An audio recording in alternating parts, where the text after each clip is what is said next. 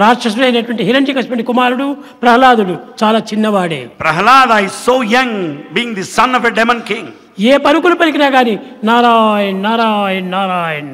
He always repeated God's name, Narayana. అతనికి దుర్మార్గమైనటువంటి ప్రవర్తనలు అనేకంగా అభ్యాసం చేపిస్తుంటూ వచ్చాడు. In fact, the company around wanted him to know and cultivate teachers కూడా everything bad. దుర్మార్గమైనటువంటి విషయాలే చెప్పుకుంటూ వచ్చారు. Teachers also taught him all wicked things. తిరిగి తండ్రి ఆ కుమారుడిని పిలిపించి When father asked him to ఈ come టీచర్స్ close, ఏమి చెప్తున్నారో వినాలని ఆశించారు. he wanted to know how his teachers taught him. నాయనా నీవు చదువుకున్నావా? Boy, have you learnt? అన్ని చదువులు చదివాను తండ్రి అన్నాడు. Father, I have learnt all.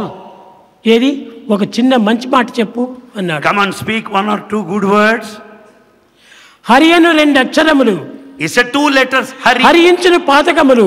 These 2 letters will atone our sins. అలాంటి అక్షరములు లేనప్పుడు ఈ చదువులు చదువులు ఎందుకు?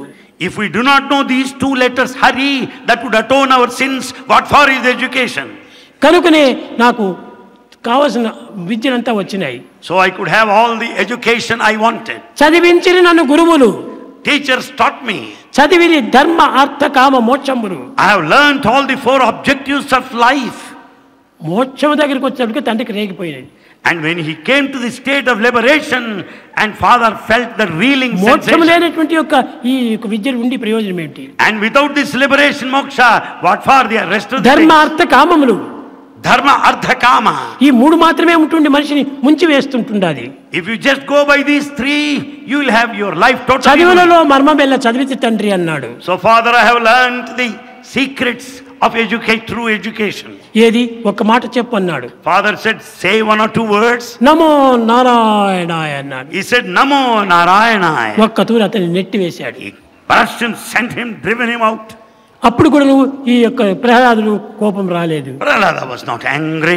ఏమి చేసినప్పటికీ Narayana Narayana Narayana. Whatever might be done, yet he continued to ఏనుగుల చేతి repeat. ఎచ్చి తొక్కించినాడు. He was trampled under the feet of elephants. Narayana అనేటప్పటికీ ఏనుగులంతా కూడా లైట్ గా మారిపోయినాయి wait. So the gigantic elephant also could turn so light in its weight. విష సర్పములు తెచ్చి కనిపించాడు. Poisonous snakes were brought Narayana there to bite him. విషం అంతా కూడా అమృతంగా మారిపోయింది. And the entire poison turned into nectar. ప్రతి దాని ఎందుకును దైవత్వం అనేటువంటిది ఇంత పవిత్రమైనదిగా ఉంటుండాలి. That is the sanctity, the greatness of divinity. దాన్ని అనుభవించినటువంటి వారికి తెలుస్తుంది కానీ కేవలం ఆలకించేటువంటి వారికి తెలియదు. Those that actually experience will know that, not simply listening to its glory. కనుకనే ఇన్ని కష్టములకు కూడాను ఆ చిన్న బాలుడు సహించుకొని భరించుకొని ఇంత సాధించుకుంటూ వచ్చాడు.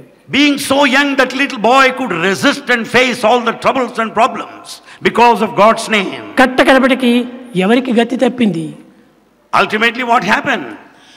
ఈ యొక్క తండ్రికే తన యొక్క స్థితి తప్పిపోయింది.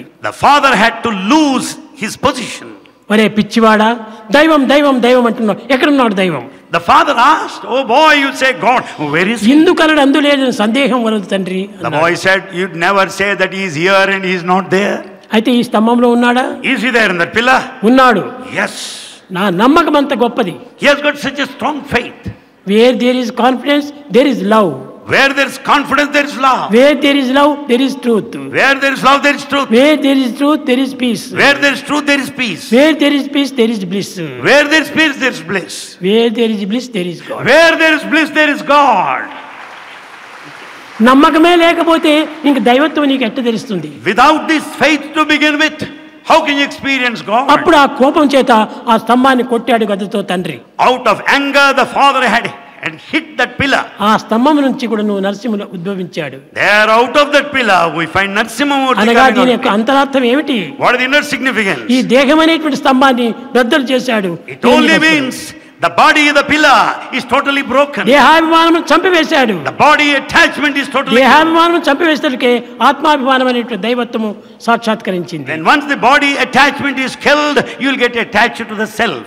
కనుకనే ఈ దేహాభిమానం చంపాలి. So kill this body attachment ఆత్మాభిమానం ఆవిర్భవిస్తుంది. and be attached to the self.